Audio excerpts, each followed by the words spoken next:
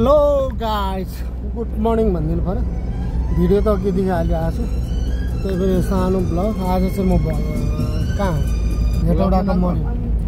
हेटौडाको Marin भन्ने ठाउँमा जाँदैछु सानो मिटिङको लागि।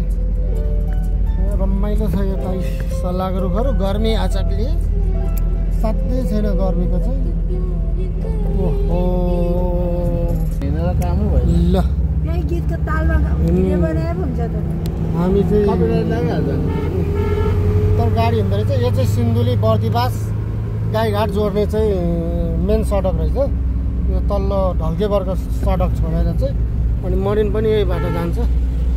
बाटो धेरै छ। हामीसँग अगाडि फेरि 130 केजीको एकजना दाई पनि हुनुहुन्छ। उल्कै मोटो ल हाइवेमा हेर्नेको मजा चाहिँ यो हो है साथी हो। टक्क बोकेर ल्याएको छ अनि दिदीहरू पनि हुनुहुन्छ हेरेर चाहिँ।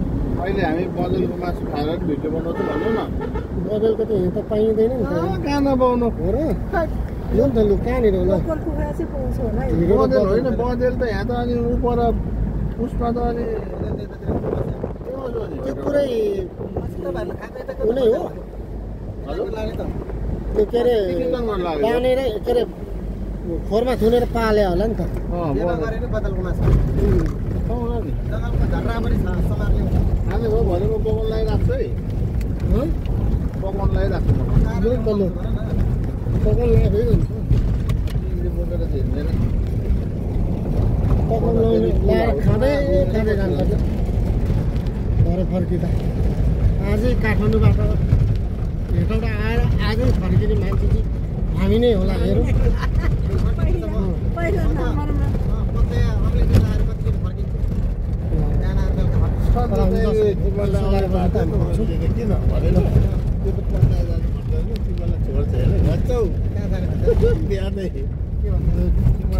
पहिरो आएको ठाउँतिर त चाहिँ पुरै पहिलो गएको सुरे पहाड चाहिँ पुरै पहिरो सकेको छ नि। के भन्नु साइडमा छु। यो चाहिँ उजान मैले एउटा कुरो चाहिँ के चाहिँ बुझ्दैछु भने हल्ले के धेरै हेटौडाबाट काठमाडौँबाट अहिले पछि फेरि गर्दै गर्नु मान्छे हाम्रो मान्छे आल्छ कस्तो पाकेको छ आल्छ।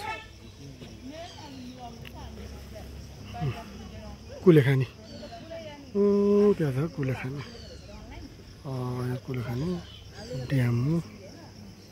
मोहिनी झर्ना नि त्यतै पऱ्यो।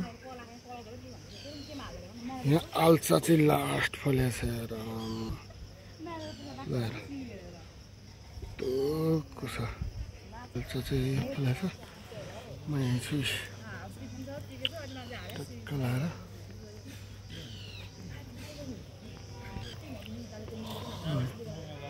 होटलमा खाना खाने। अस्रो भन्ने रुख अस्रो। अब यतापट्टि चाहिँ हेटौडा। हामी चाहिँ देउराली भन्ने ठाउँमा आइपुगेको। देउराली गाडीहरू यता छ। यो बाटो गएपछि अब यहाँबाट 3 किलोमिटर होला चिसोपानी गढी हो। त्यो सबै देखेको चाहिँ हेटौडा।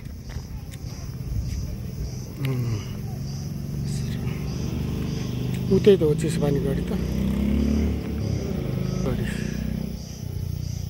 यही हो गढी।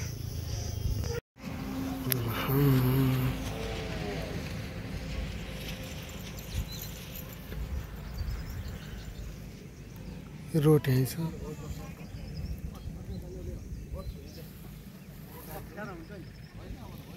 आँप कस्तो फलेको छ नि।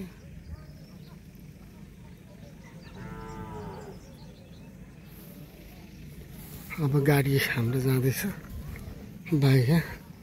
पुच्छे कुकुर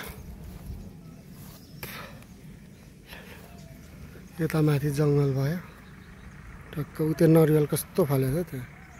ल हेर्नु आँप यहाँ कति फलेको छ। आँप